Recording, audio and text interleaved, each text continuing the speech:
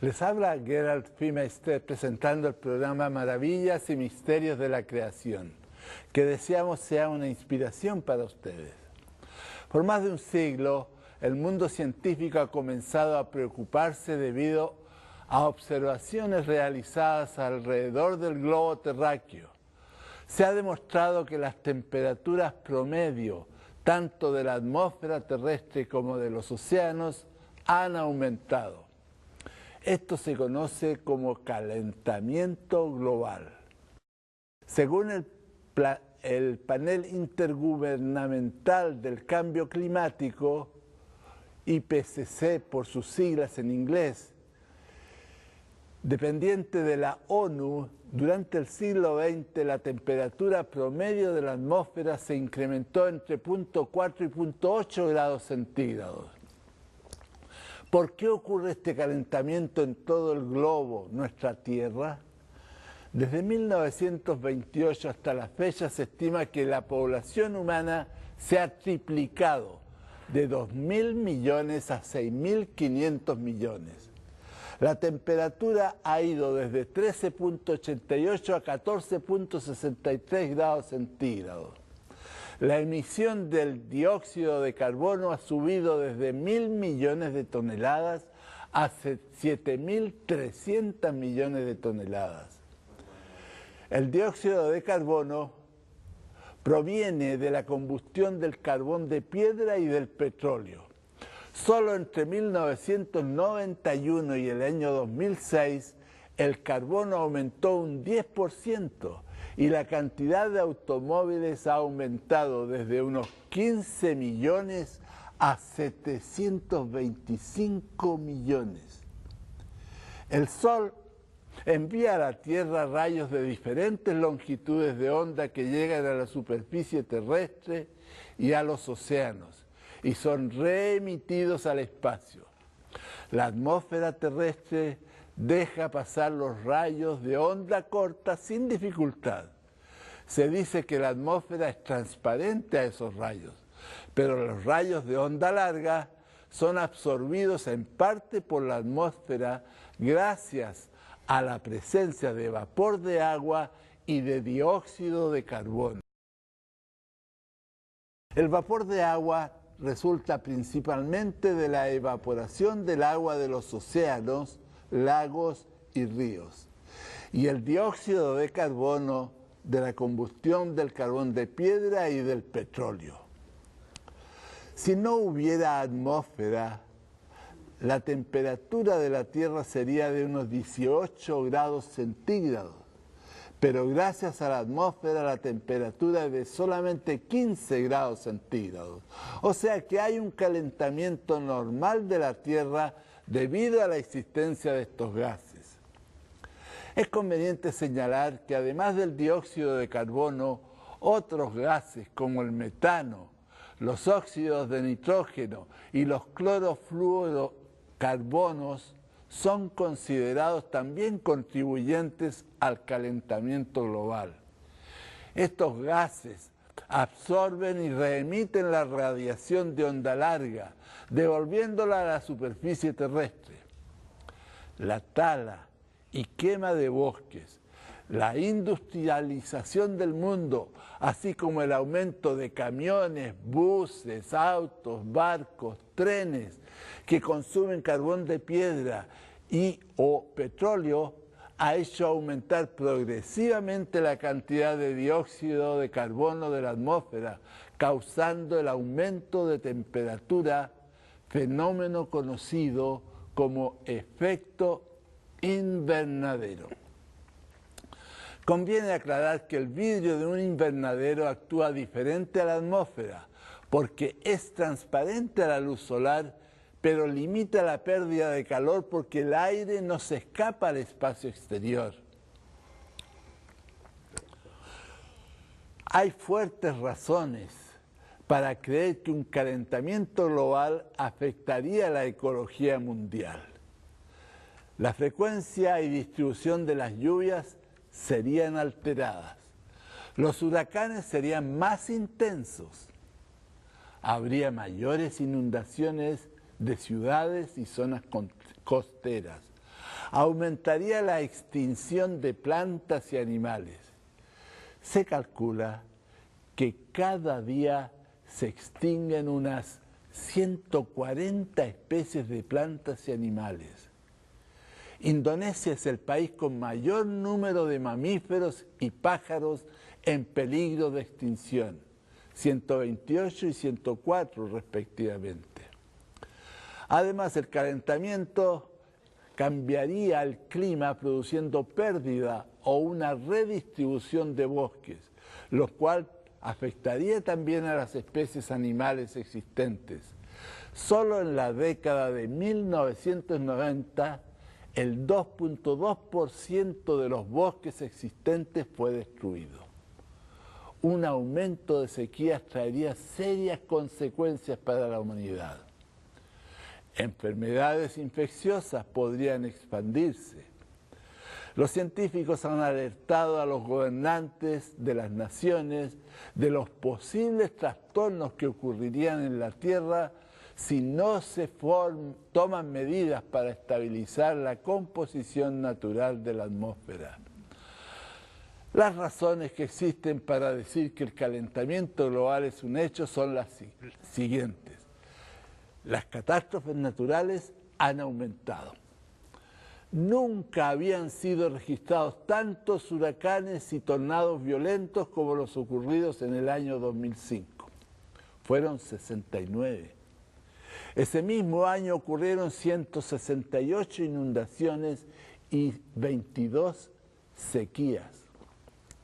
Los terremotos aumentaron de 2.900 en el siglo XIX a 13.900 en el siglo XX. Y si se mantiene la frecuencia con que se están sucediendo en el siglo XXI, se puede pronosticar un aumento notable. La década de los 90 fue la más caliente en los últimos 1000 años.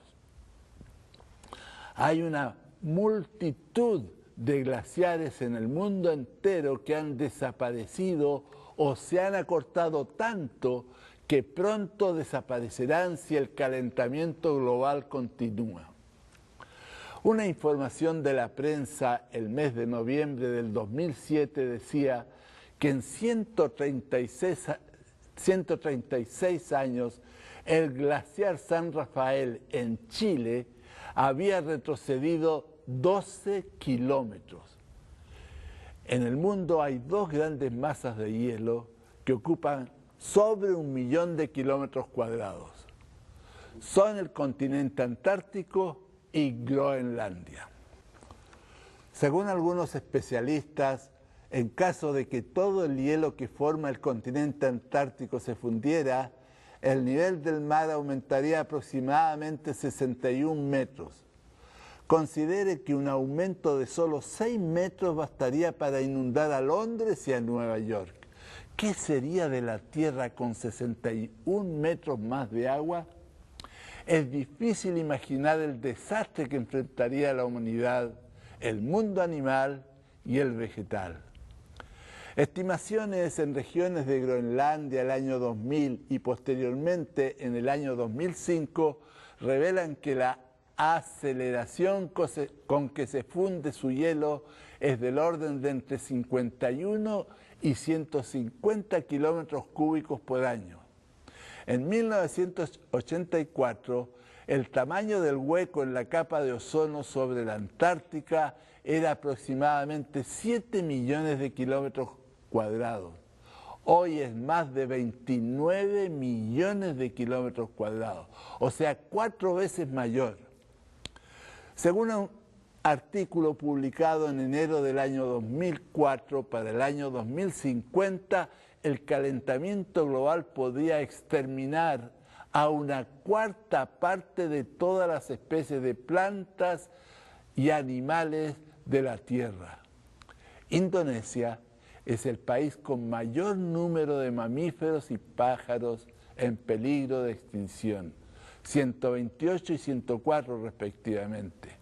Brasil fue entre 1990 y 2000 el país en que hubo mayor deforestación, con 22.264 kilómetros cuadrados. ¿Qué soluciones tendríamos para evitar el calentamiento global? La primera sería mejorar la eficiencia de industrias y de vehículos.